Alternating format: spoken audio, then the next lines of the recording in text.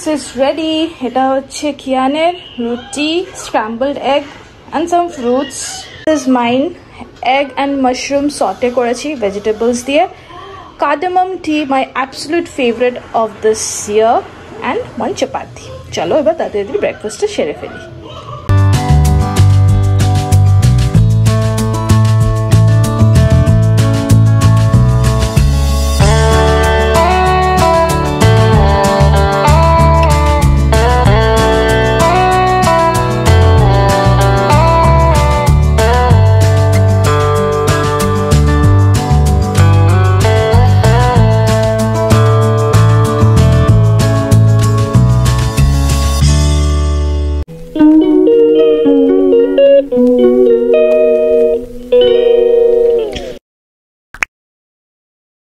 Good morning.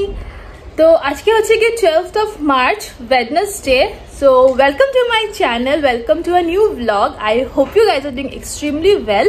তো আজকে আমাদের প্ল্যান হচ্ছে কিয়ানকে নিয়ে ডক্টরের কাছে যাবো বিকেলবেলা, ওর একটা ফলো ভিজিট আছে। তো কেন ভিজিটটা আছে সেটা আমি তোমাদেরকে একটু ছোট্ট করে বলে দিই যে লাস্ট উইকে কি হয়েছিল। আচ্ছা, তোমরা কি আমার চ্যানেলে মহাশিবরাত্রি ব্লগটা দেখেছো? যদি না দেখে থাকো তাহলে প্লিজ এক্ষুনি যাও চ্যানেলে গিয়ে ভিডিওটাকে অবশ্যই দেখো। নতুন এসে থাকো যদি চ্যানেলে তাহলে প্লিজ আমার চ্যানেলটাকে সাবস্ক্রাইব করে দিও। তো এবার শিবরাত্রির ব্লগে আমি বলেছিলাম কি কিয়ানের শরীরটা একটু খারাপ করেছে। তো তারপরে যখন ব্লগ এন্ড করে দিই রাতের বেলা মানে বেশ মাঝরাত ভোর রাতের দিকে ওর জ্বর আসে। পুরোটা রাতই ও ক্র্যাঙ্কি ছিল, বাট টেম্পারেচারটা ভোর রাতের দিকে ওর আসে। তো ওকে সে প্যারাসিটামল দিয়ে ওকে ঘুম পাড়িয়ে দেওয়া হয়, অ্যান্ড তারপরে ওর আর জ্বরটা আসে না। তো তাই আর ডক্টরের কাছে আমরা যাইনি। তো শিবরাত্রির আগের থেকে মানে ধরো ফেব্রুয়ারি মিড ফেব্রুয়ারি থেকেই না কিয়ানের প্রচন্ড সর্দি কাশি চলছিল।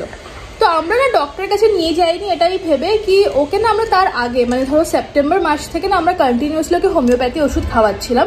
অ্যান্ড হোমিওপ্যাথিতে কি হচ্ছিল না, যতদিন খাওয়াই ততদিন কিছু থাকে না, যেদিন বন্ধ করি তার দুদিনের মধ্যে আবারও ওগুলো চলে আসে। তো বাই ফেব্রুয়ারি আমার আর আমার হাজবেন্ড দুজনের মনে হচ্ছিল কি এরকম তো না যে সর্দি কাশিটাকে বসিয়ে রেখে দিচ্ছি হোমিওপ্যাথি ওষুধ, জানি না কি ব্যাপার। তো কেন কি ওটা বন্ধ করলেই ওর আবার সেই সিমটমসগুলো শুরু হয়ে যায়। এবার তুমি কতদিন ওষুধ খাওয়াবে, সে কারণে আমরা ফেব্রুয়ারি মাসে বন্ধ করে দিই, মানে মিডে গিয়ে বন্ধ করে দিই। আর তারপরে ওর প্রচন্ড সর্দি কাশি হচ্ছিল। তো আমার হাজবেন্ড বললো কি বেরিয়ে যাক, সর্দিগুলো বেরিয়ে গেলে ভালো। তাই না আমরা ওটাকে এতটা মানে করিনি, কেন কি ও তো আদারওয়াইজ ওর নর্মাল ছিল, অ্যাক্টিভ ছিল, খালি সর্দি কাশি, তো এমনি কোনো প্রবলেম ছিল না। তো শিবরাত্রির দিন জ্বর আসার পরে আমরা তো আর ওকে ডক্টরের কাছে নিয়ে যাইনি, কেন কি ওর নর্মাল ছিল। অ্যান্ড ইনফ্যাক্ট শিবরাত্রির পর থেকে ওর সর্দি কাশিটা মানে কমে গেছিল, নেই মানে অলমোস্ট নীল হয়ে গেছিল, কাশি তো আর ছিলই না, সর্দিও কমে গেছিল। তো আমার হাজবেন্ড না বলছিল আমাকে কি ওর না বুকে একটা আওয়াজ হচ্ছে, বাট ওটা না আমি পাচ্ছিলাম না সেরকম ভাবে।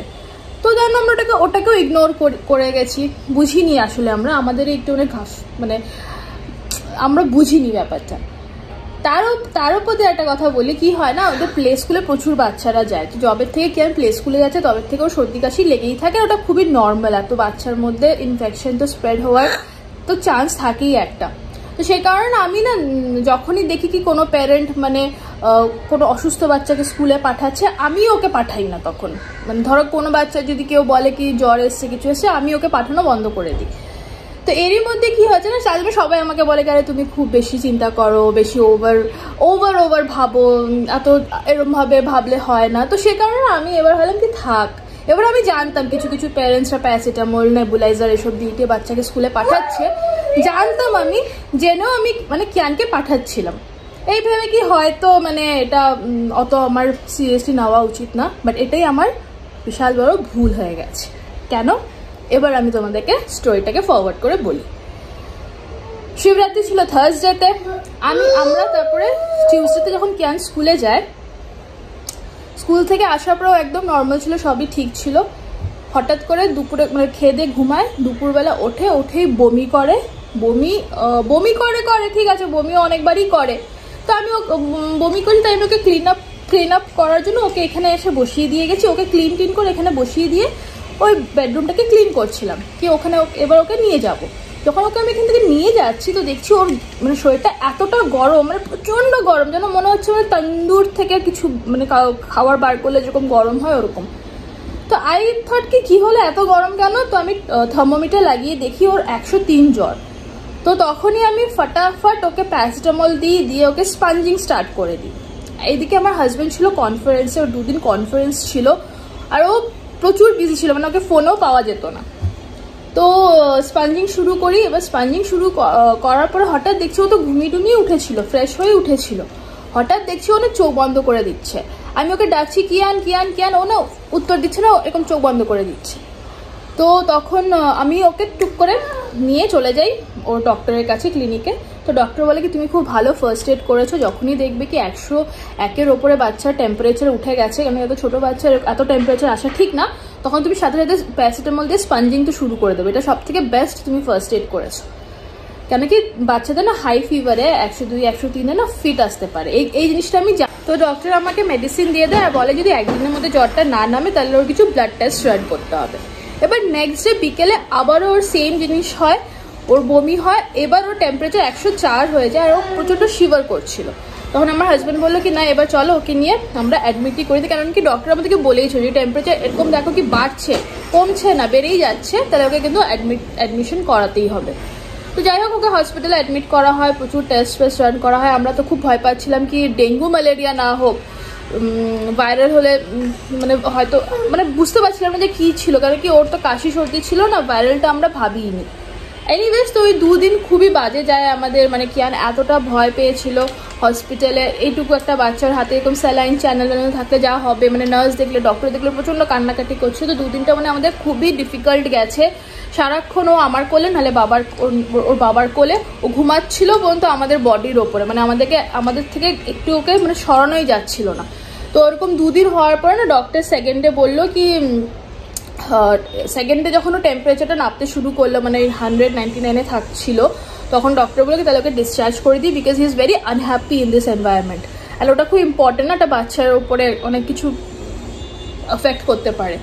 তো তারপরে ওর কিছু ব্লাড টেস্টের রিপোর্ট পেন্ডিং ছিল, বাট তাও আমরা ডিসচার্জ নিয়ে চলে আসি। এবার ডিসচার্জ নিয়ে আসার পরে জানতে পারি ওর মানে তখন তো জেনেইছিলাম যে ওর স্টামাক ইনফেকশন আছে, তারপরে জানতে পারি যে ওর নিউমোনিয়াও ছিল। এনিওয়েজ তো এটা তো ফ্রাইডের কথা, মানে ফ্রাইডে আমরা ডিসচার্জ হয়ে চলে এসেছি বাড়িতে, আর আজকে হচ্ছে কি ওয়েডনেসডে, তো আজকে ওর ফলো আপ ভিজিট আছে, তো আজকে তাই আর কি যাবো। এনিওয়েজ আমাদের সকাল ব্রেকফাস্টে তো হয়ে গেছে, তোমাদেরকে এই ছোট্ট করে আপডেটটা দেওয়ার ছিল। এখন আমি লাঞ্চের প্রিপারেশন করব। তো চলো ব্লগটাকে এখান থেকে শুরু করি। আই হোপ আমাদের সাথে আজকের দিনটা খুবই ভালো যাবে।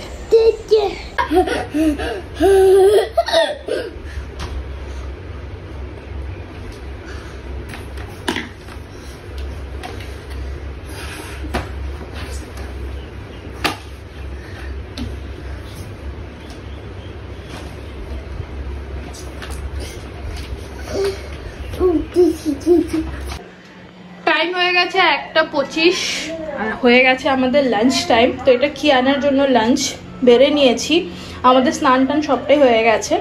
তো কিয়ানের জন্য এখানে এটা হচ্ছে গিয়ে চিকেন, অ্যান্ড তার সাথে আছে সুইট পটেটো, বিনস, একটু মটরও আছে, গাজর আছে, টমেটো, ক্যাপসিকাম, তারপরে পেঁয়াজ, আদা রসুন বাটা দিয়ে আর কি একটা চিকেন মিক্সড ভেজ দিয়ে বানিয়েছি, মানে আমার কুক বানিয়েছে। তার সাথে রাইস, অ্যান্ড ও শসা খেতে খুব ভালোবাসে, লাঞ্চে প্রত্যেকদিন ও কিউকাম্বার্স খাই। তো এটা হচ্ছে ওর প্লেট। অ্যান্ড আজকাল কিয়ান গ্লাসে জল খেতে স্টার্ট করে দিয়েছে, তো ওকে শুধু যখন স্কুলে পাঠাই তখনই শুধু সিপারে পাঠাই, আদারওয়াইজ ও বাড়িতে গ্লাসেই জলটা খায়। চিকেন ভাত খাওয়ানো হয়ে গেছে, এবার ওকে কিয়ানকে একটু দই ভাত খাওয়াবো, দই অর্ধেক কলা আর গুড় দিয়ে ভাতটা মেখে খাইয়ে দেবো, ওটা খেতে খুব ভালো লাগে। কিয়ানের লাঞ্চ ওভার, এবার আমি খাবো। তো আমার মেনুতে আছে আজকে ভিন্ডি মশালা, আর এটা হচ্ছে লোটে মাছের ঝুড়ো, খুব ভালো লাগে, অ্যান্ড তার সাথে একটু টক দই। এবার লাঞ্চটা করে দুজনে শুয়ে পড়বো, আবারও ডাইরেক্ট তোমাদের সাথে কথা হবে বিকেলে। তো চলো এবার গিয়ে লাঞ্চটা এনজয় করি।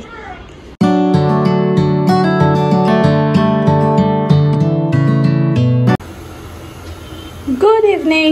তো এখন বাজে 6টার ওপর হয়ে গেছে। তো কিয়ানকে ডক্টরের কাছে নিয়ে যেতে হবে, 7টা নাগাদ অ্যাপয়েন্টমেন্ট।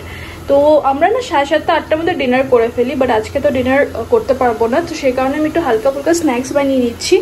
তো এখানে আমি একটা এগ চিকেন রোল বানাবো, তো সে কারণে সব কিছু আমি মানে লেটাস, তারপরে পেঁয়াজ, শসা সব চপিং করে রেখে দিয়েছি। এদিকে চা বসিয়ে দিয়েছি, আমার হাজব্যান্ড আসলে রোলটা বানিয়ে দেবো। অ্যান্ড এখানে কিয়ানের ডিনার, যেটা খাবে রাতের বেলায় এসে, খিচুড়ি, মানে এটার মধ্যে না ভেজিটেবলস চিকেন দিয়ে একটু খিচুড়ি বানাচ্ছি।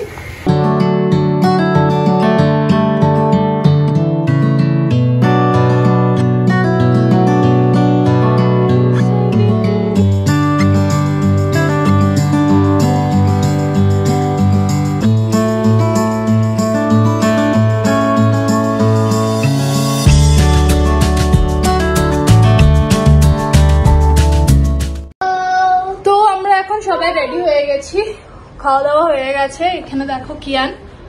তো আমরা এখন যাচ্ছি ওর ডক্টর ভিজিটে, দেখি কি বলে ডক্টর।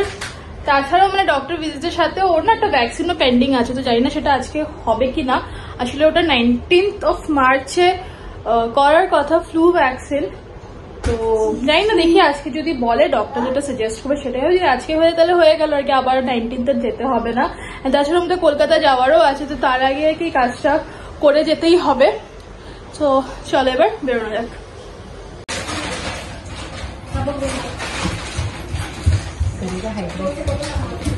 তো ফাইনালি আমাদের doctor visit, follow up visit হয়ে গেছে। আমি এখানে কিয়ানকে মানে ঝটপট করে ডিনারটা করিয়ে দিচ্ছিলাম, শেষই হয়ে গেছে অলমোস্ট, আর 1-2 স্পুনই বাকি। আর তুমি এখন বাইরের থেকে, মানে ও গেছিল বাইরে ওষুধ আনতে, তো কিয়ানকে নিয়ে যেতে চেয়েছিল, কিন্তু কিয়ানের এত খিদে পেয়েছে, কিয়ান আমাকে ভুজিয়ার প্যাকেট এনে দিয়ে দেখাচ্ছে যে ভুজিয়া খাবে। মুখের উপরে দরজা, ও হ্যাঁ, যাতে ওর বাবা ওকে 2-3 বার বলছে চল চল যাবি, তো মুখের উপরে দরজাটা বন্ধ করে দিয়েছে। তো ভুজিয়া নিয়ে একটা কথা বলতে চাই, যে মানে মিত্র পরিবারের পুরুষদের ভুজিয়া, মানে হালদিরামের ভুজিয়াটা খুব ফেভারিট।